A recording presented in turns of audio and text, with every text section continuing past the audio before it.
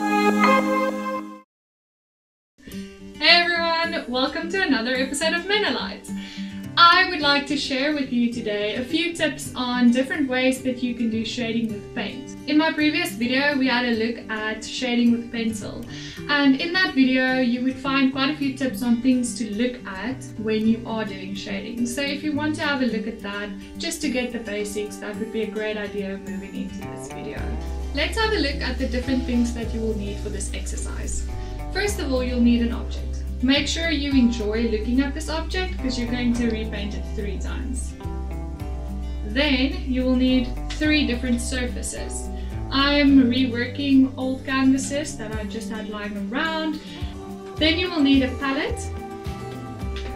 I usually use a piece of Perspex because it's really easy to clean again, and if you put it on a white surface it's perfect because you can see the true colors of the paint. Then you'll need a cloth, a variety of different sizes of paintbrushes, some water. I have 2 containers of water. The one is to clean my brushes in and the other one is to scoop up some water when I just need to thin out the paint a bit. Then you will need a pencil and an eraser to actually draw your object before you start painting it. And then finally, the most important thing you need for this exercise will be the paint. So as we go along, I'll explain to you why I chose specific colors. So let's get into it.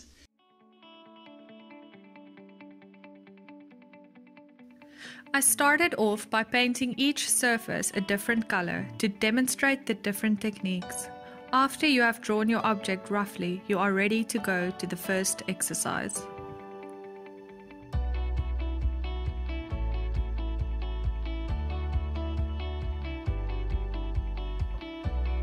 For the first technique, I made the base color a bright yellow.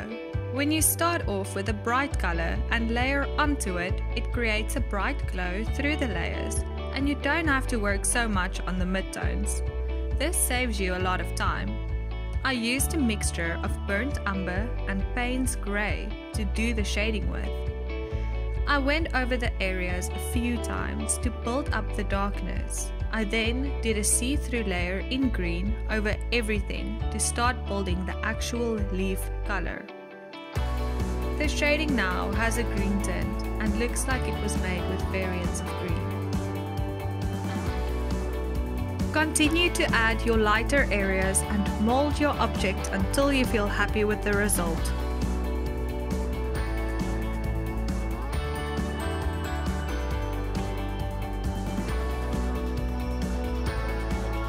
For the second technique, I started off with a green surface because I want to show you how you can use a complementary color as a shadow. When you look on the color wheel, the colors opposite from each other will be complementary pairs.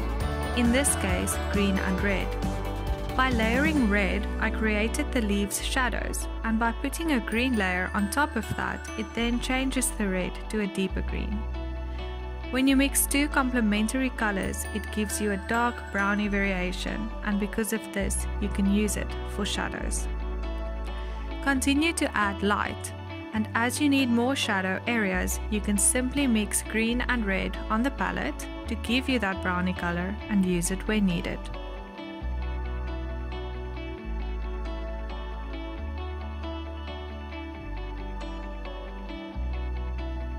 For the third technique, I started on a white surface. I pre-mixed a few colors that I felt would match the colors of the object the best and started working them in simultaneously. This is called wet into wet. The method is a little bit more difficult because you can very easily end up with murky colors when all of the colors get mixed up too much, but it does save you a lot of time and works very well. In the end, I usually revisit areas and just add the darkest darks and lightest lights to make sure that the contrast is bold. I decided to work in a rough, expressionist way to create my own version of the leaf. Don't get too hung up on getting every detail right. We are here to practice shading, not photorealism. So have fun and see you in the next one!